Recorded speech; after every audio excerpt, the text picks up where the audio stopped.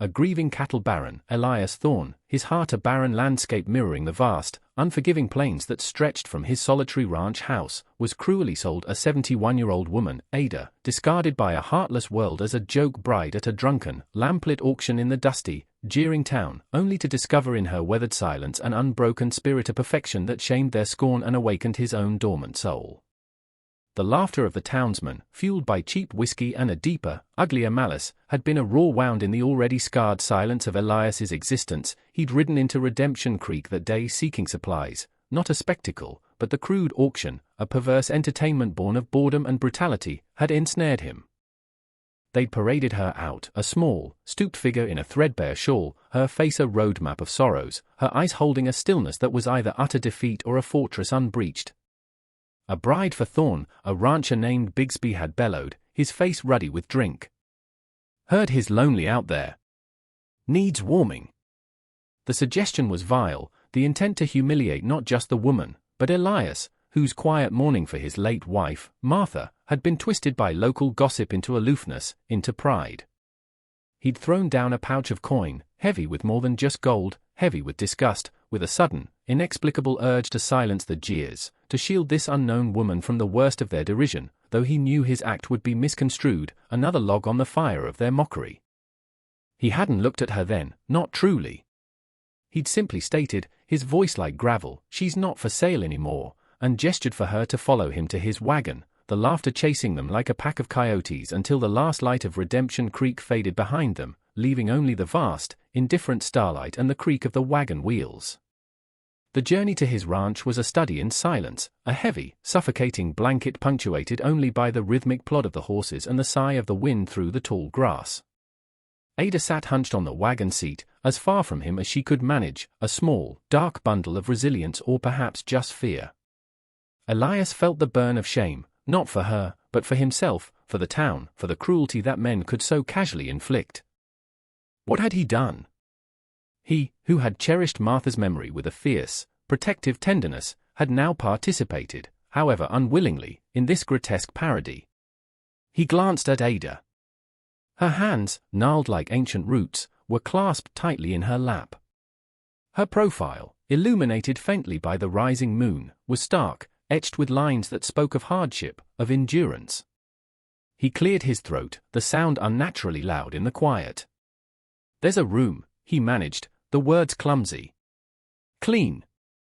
"You'll be safe," she offered no reply, no sign she had even heard. When they reached the ranch, a sprawling, lonely homestead shadowed by cottonwoods, he helped her down, his touch surprisingly gentle on her thin arm. He led her not to the main house, where Martha's presence still lingered in every polished surface, every carefully placed photograph, but to a small, neat cabin usually reserved for trusted ranch hands, a place of simple utility. He lit a lamp, revealing a narrow bed, a washstand, a single chair.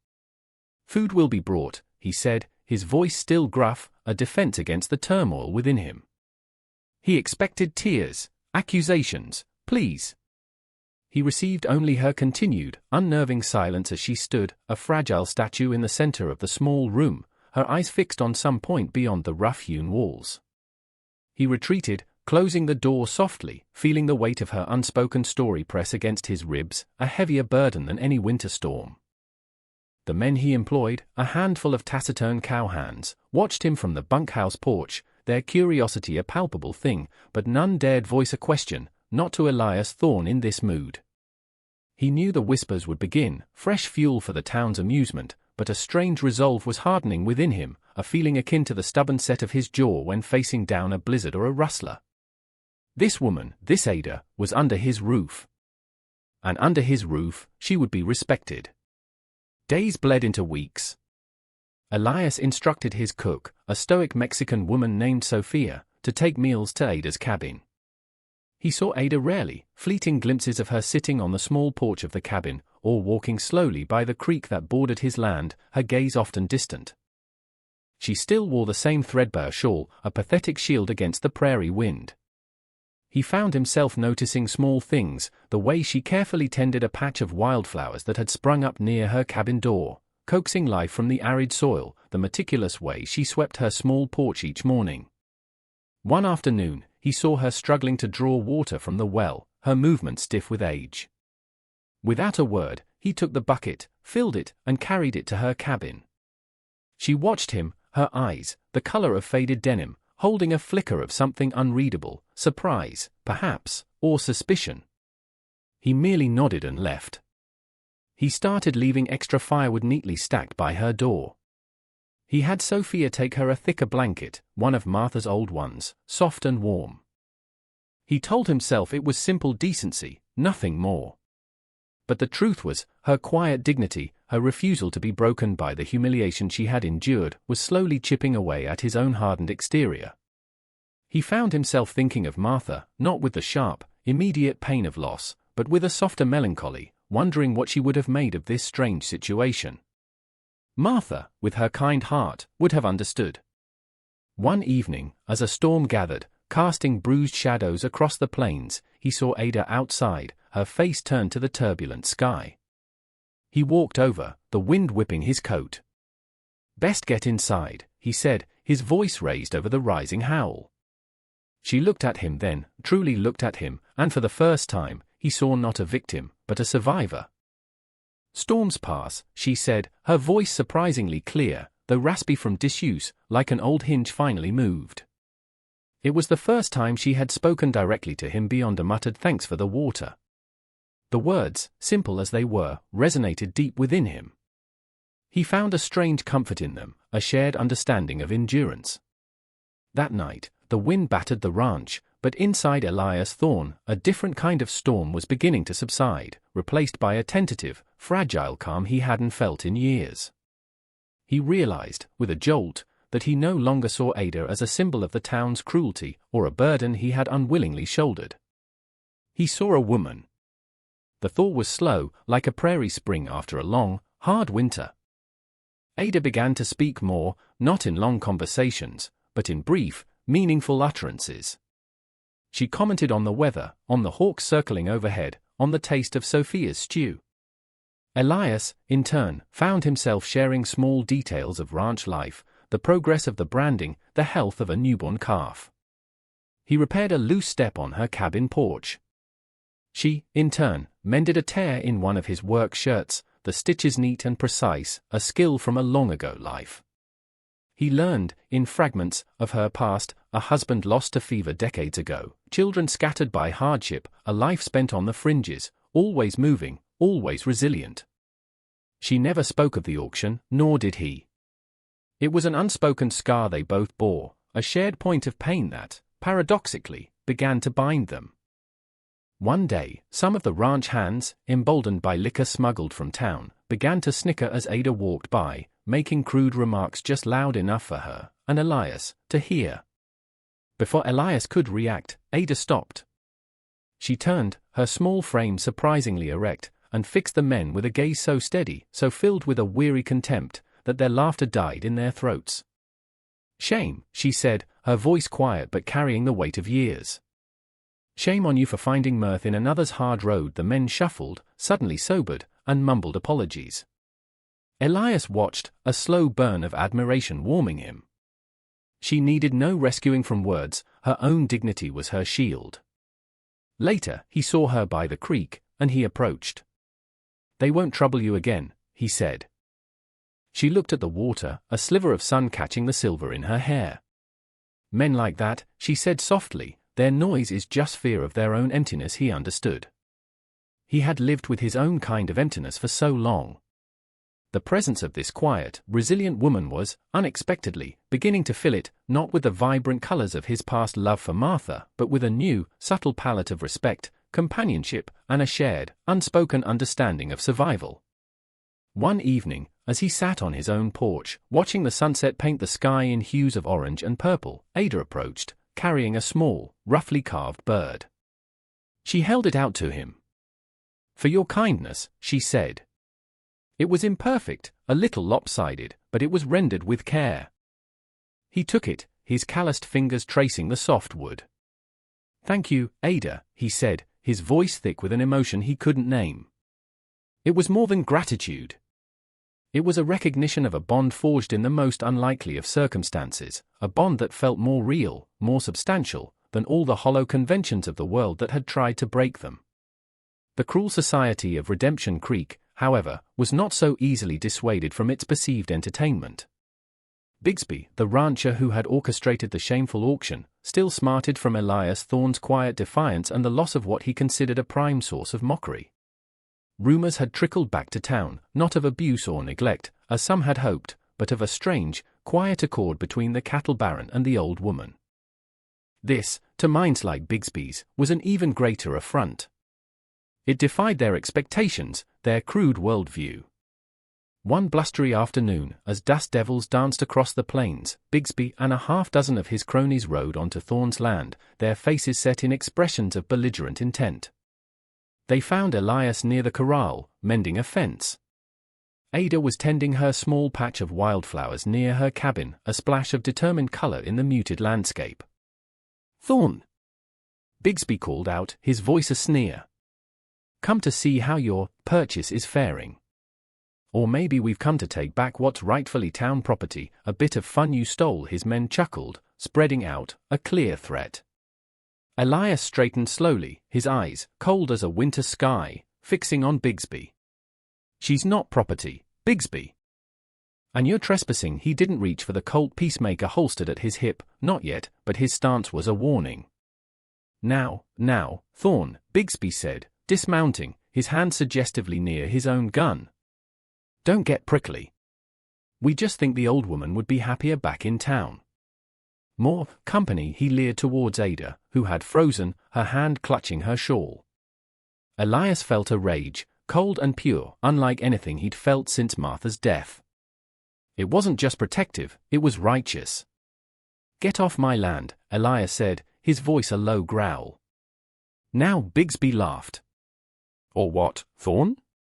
You and your grandmother going to fight us all?" He took a step towards Ada's cabin.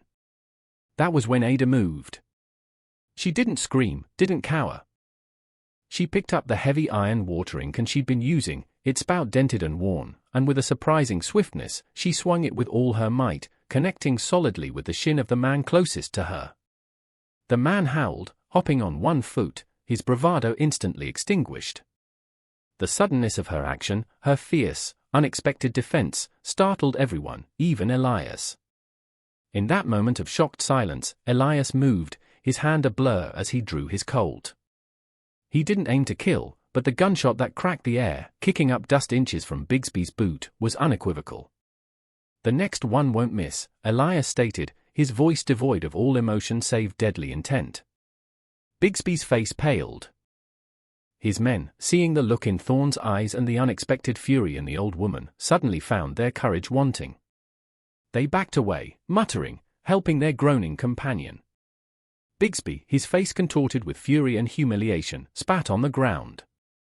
"This ain't over, Thorne," but his threat lacked conviction. As they mounted and rode away, defeated not just by a gun, but by a solidarity they could not comprehend, Elias slowly lowered his pistol. He turned to Ada. She stood, still clutching the watering can, her breath coming in short gasps, but her eyes blazed with a fire he had never seen. "Are you all right?" he asked, his voice rough. She nodded, then a small, tremulous smile touched her lips. "Takes more than a pack of yapping dogs to scare an old coyote," she said, her voice shaky but firm. In that moment, standing side by side against the ugliness of the world, Elias Thorne saw not a 71-year-old woman sold as a cruel joke, but a warrior, a partner, a soul as strong and resilient as the ancient mountains that watched over them. He saw, indeed, perfection. The dust settled, both literally and figuratively. Bigsby and his cronies never returned. The story of their ignominious retreat, embellished with Ada's watering can assault, spread through the territory, finally silencing the malicious gossip, replacing it with a grudging, bewildered respect for the unlikely pair at the Thorne Ranch. Life found a new rhythm, quieter, deeper. Elias expanded Ada's small garden, building a low fence to protect it from stray cattle, and together they planted vegetables alongside her determined wildflowers. She cooked sometimes, simple, hearty meals they shared in the main house kitchen, the lingering scent of Martha's memory no longer a source of pain for Elias, but a gentle presence that seemed to approve of this new, unexpected companionship. Her voice, once raspy, grew stronger, clearer, and she filled the quiet spaces with stories of her long life, tales of hardship overcome, of small joys found in unlikely places. He listened, truly listened, finding in her experiences a wisdom that resonated with his own weathered soul. He taught her the names of the constellations that blazed in the vast prairie sky, pointing them out on clear nights from the porch. She, in turn, showed him the subtle signs of changing seasons in the behavior of the birds and the insects, things he, a man of the land, had never fully noticed. They were not lovers in the conventional sense, their bond was something perhaps rarer, a profound meeting of spirits, a mutual tending of souls that had both known profound loneliness and found solace in the other's quiet strength. He mended her cabin roof properly, ensuring it was weatherproof. She knitted him a pair of warm socks, the yarn a deep, earthy brown. These small, practical acts were their love language, more eloquent than any grand pronouncements. He no longer felt like a widower haunted by loss, but a man who had found a new, unexpected purpose to ensure this remarkable woman lived her remaining days in dignity, peace, and the warmth of genuine human connection. And Ada, who had been discarded by the world, found not just a sanctuary, but a home, a place where her resilience was not merely endured, but celebrated, where her 71 years were not a mark of decay, but a testament to an indomitable spirit. In the quiet evenings, watching the sun dip below the horizon, casting long shadows that stretched like memories, Elias Thorne would often look at Ada, her face softened by the twilight, her hands resting in her lap, and a profound sense of peace would settle over him. The world had meant it as a cruel joke, but in Ada, he had found perfection, the perfection of a life lived with courage, the perfection of a spirit unbroken, the perfection of a companionship that had healed them both. This, then, is a story of how the most calloused of cruelties can sometimes lead to the most unexpected grace. It is a testament to the enduring strength of the human spirit, to the quiet dignity that can shine even in the darkest of circumstances. It speaks of redemption found not in grand gestures, but in the simple, steady offering of respect and kindness. It reminds us that true worth is not dictated by the callous judgments of a shallow society, but by the depth of character, the resilience of the soul. Elias Thorne and Ada found in each other a reflection of their own best selves, a companionship that defied expectations and triumphed over scorn. Theirs was a love story written not in passionate embraces, but in shared silences, in small, thoughtful actions, in the mutual recognition of an unbreakable spirit. It is a story to carry in your heart, a reminder that even when the world offers you its worst, there is always the potential to find something truly perfect, something truly real, if only you have the courage to see beyond the surface. We hope their journey has touched you, has inspired you. If you believe in the power of second chances, in the strength found in unexpected places, then subscribe now.